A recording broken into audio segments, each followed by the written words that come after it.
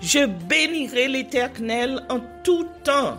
Ses louanges seront toujours dans ma bouche. Ou j'aime qu'on ait un problème. Et puis qu'elle est content comme ça.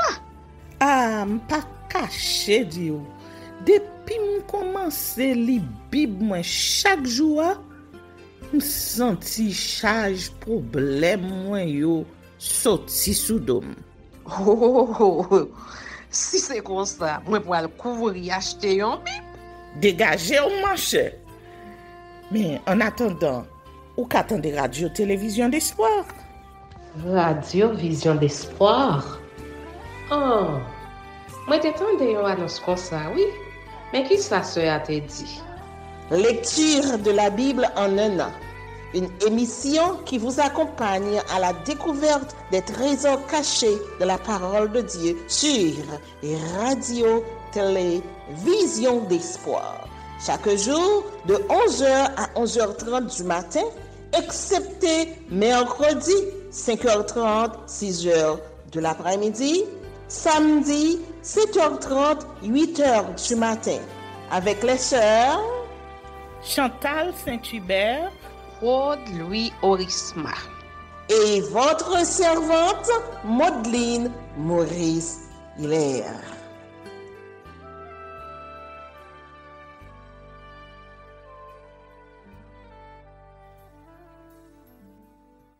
Saint-Esprit de Dieu, fais-nous la grâce de jouir de ta présence durant cette lecture qui enseigne, convainc, corrige, instruit et qui sauve. Au nom de Jésus. Amen.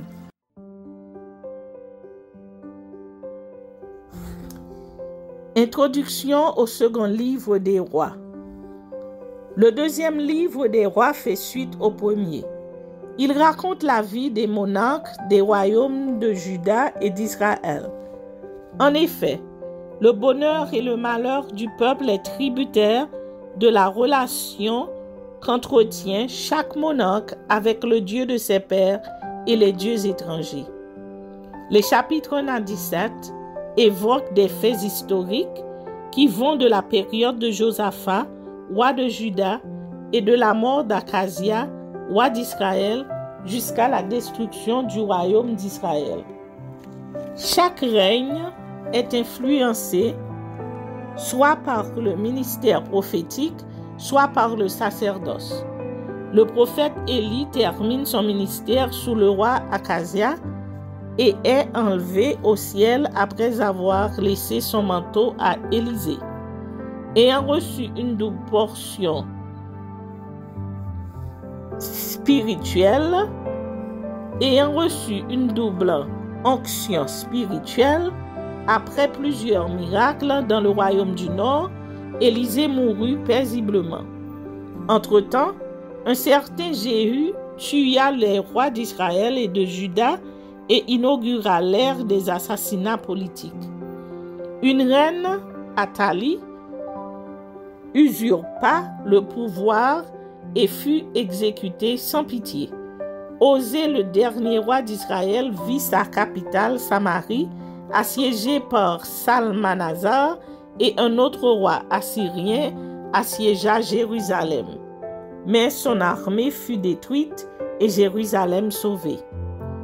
Ézéchias fut gratifié de 15 années supplémentaires après sa guérison et donna naissance à un fils, Manassé, qui conduisit le peuple dans l'apostasie totale. Le roi réformateur Josias restaura la vraie religion, mais tout s'écroula après sa mort. Les habitants du royaume de Juda furent emmenés en captivité à Babylone sous Nebuchadnezzar. En somme, la chute du royaume d'Israël vers 721 avant Jésus-Christ est suivie par celle de Juda vers 587 avant Jésus-Christ. Ce livre insiste toujours sur le fait que la prospérité, la sécurité, la bénédiction et le sort du peuple de Dieu sont très liés à l'attitude de ses dirigeants envers l'Éternel. L'apostasie d'un dirigeant de ce peuple peut entraîner sa destruction et même sa déportation. On n'est pas roi pour soi-même.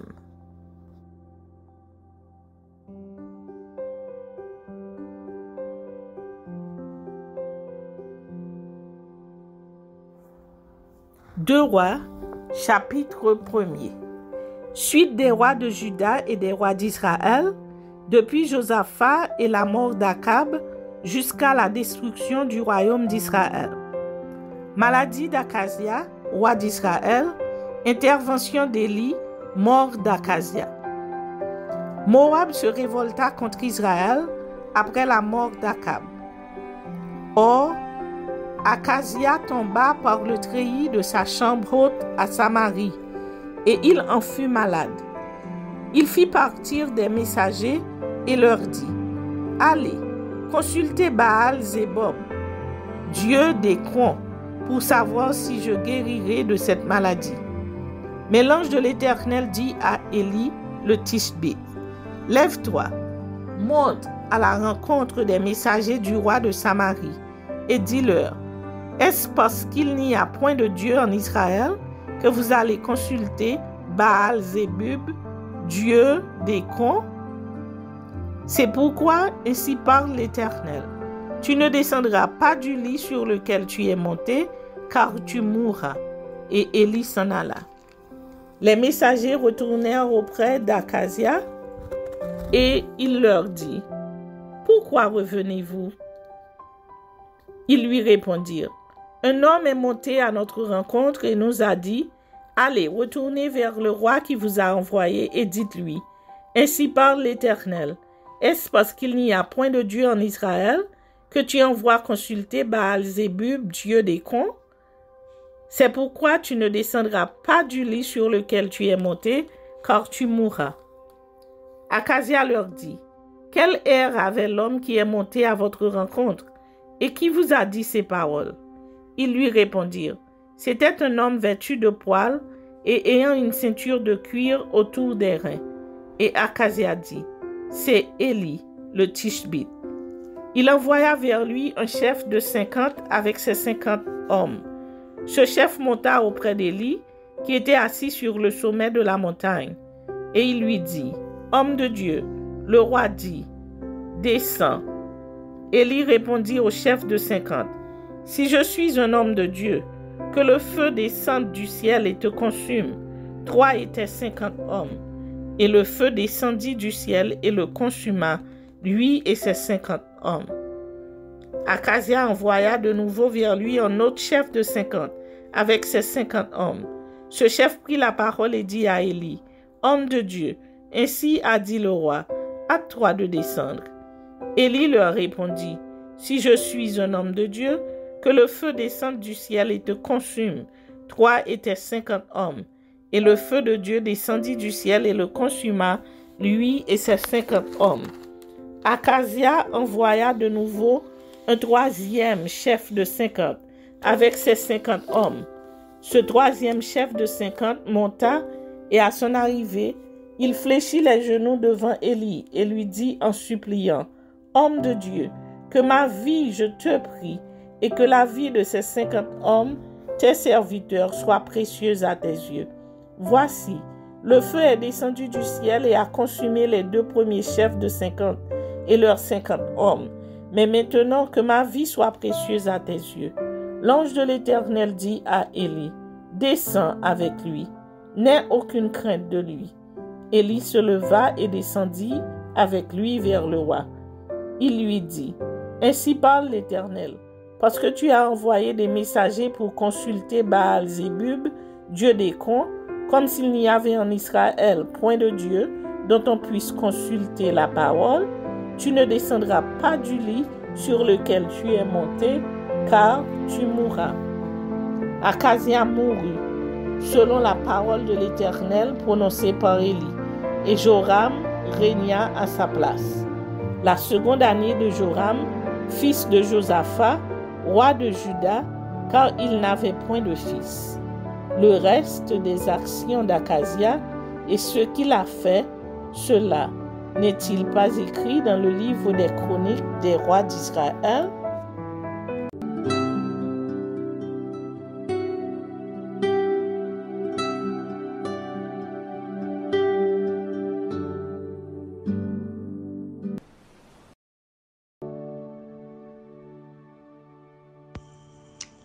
Jacques, chapitre 4. Résister à l'entraînement des passions. D'où viennent les luttes et d'où viennent les querelles parmi vous? N'est-ce pas de vos passions qui combattent dans vos membres? Vous convoitez et vous ne possédez pas. Vous êtes meurtriers et envieux et vous ne pouvez pas obtenir. Vous avez des querelles et des luttes et vous ne possédez pas parce que vous ne demandez pas. Vous demandez et vous ne recevez pas parce que vous demandez mal dans le but de satisfaire vos passions. Adultères que vous êtes, ne savez-vous pas que l'amour du monde est inimitié contre Dieu? Celui donc qui veut être ami du monde se rend ennemi de Dieu. Croyez-vous que l'Écriture parle en vain? C'est avec jalousie que Dieu chérit l'esprit qu'il a fait habiter en nous. Il accorde, au contraire, une grâce plus excellente. C'est pourquoi l'Écriture dit: Dieu résiste aux orgueilleux, mais il fait grâce aux humbles. Soumettez-vous donc à Dieu. Résistez au diable et il fuira loin de vous. Approchez-vous de Dieu et il s'approchera de vous. Nettoyez vos mains, pécheurs. Purifiez vos cœurs, hommes irrésolus. Sentez votre misère. Soyez dans le deuil et dans les larmes. Que votre rire se change en deuil et votre joie en tristesse. Humiliez-vous devant le Seigneur et il vous élèvera. Ne parlez point mal les uns des autres, frères. Celui qui parle mal d'un frère ou qui juge son frère parle mal de la loi et juge la loi. Or, si tu juges la loi, tu n'es pas observateur de la loi, mais tu en es juge. Un seul est législateur et juge, c'est celui qui peut sauver et perdre. Mais toi, qui es-tu qui juge le prochain? À ceux qui forment des projets.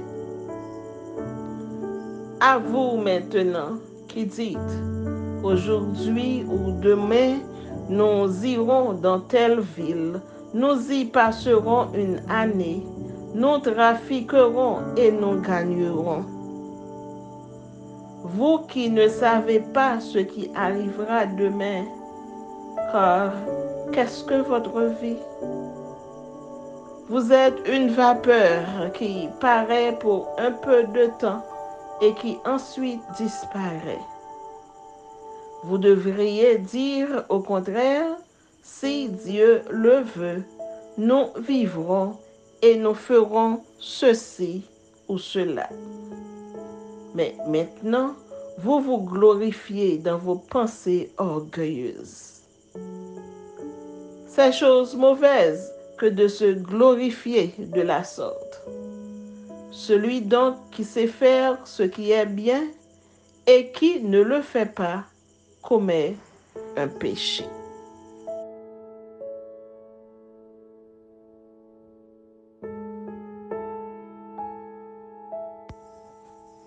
Jacques, chapitre 5. Ô mauvais riche. À vous maintenant, riches, pleurez et gémissez à cause des malheurs qui viendront sur vous. Vos richesses sont pourries et vos vêtements sont rongés par les teignes. Votre or et votre argent sont rouillés, et leur rouille s'élèvera en témoignage contre vous et dévorera vos chairs comme un feu. Vous avez amassé des trésors dans les derniers jours. Voici le salaire des ouvriers qui ont moissonné vos champs et dont vous les avez frustrés. Cris et les cris des moissonneurs sont parvenus jusqu'aux oreilles du Seigneur des armées. Vous avez vécu sur la terre dans les voluptés et dans les délices. Vous avez rassasié vos cœurs au jour du cornage. Vous avez condamné, vous avez tué le juste qui ne vous a pas résisté. Exhortations diverses, la patience, le serment, la prière, la conversion des pécheurs. Soyez donc patients, frères, jusqu'à l'avènement du Seigneur. Voici, le laboureur attend le précieux fruit de la terre, prenant patience à son égard, jusqu'à ce qu'il ait reçu les pluies de la première et de l'arrière-saison. Vous aussi, soyez patients, affermissez vos cœurs, car l'avènement du Seigneur est proche.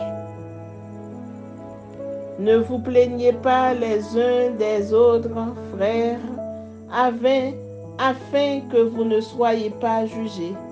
Voici, le juge est à la porte.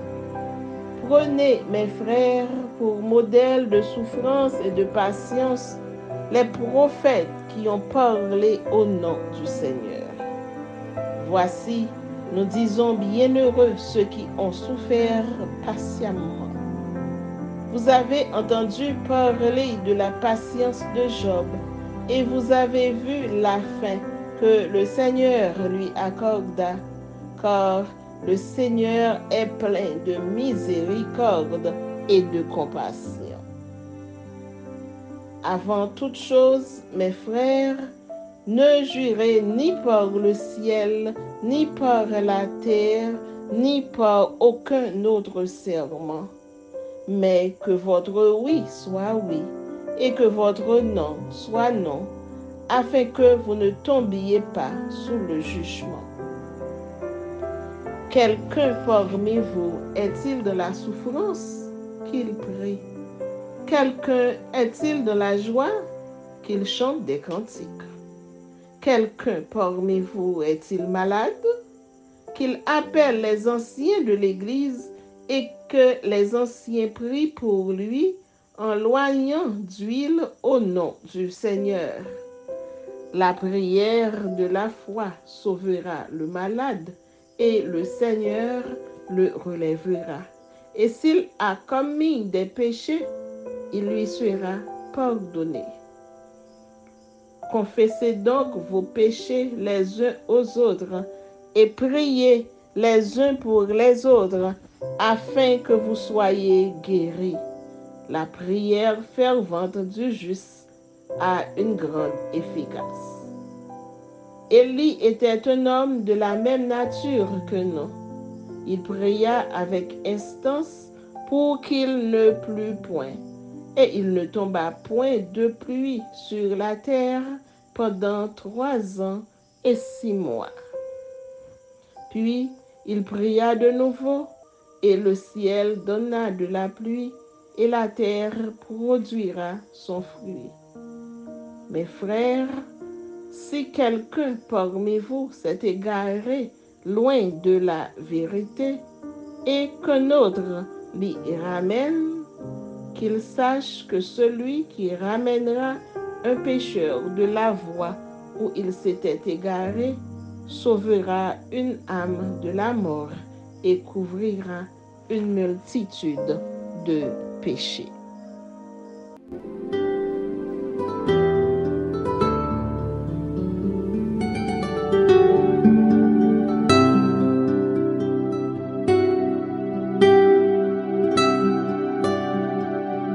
Merci Seigneur de nous donner le discernement dans la lecture de ta parole, que nous y prêtions attention afin d'appliquer notre cœur à la sagesse. Amen. Que celui qui a des oreilles pour entendre, entende, et que celui qui lit fasse attention.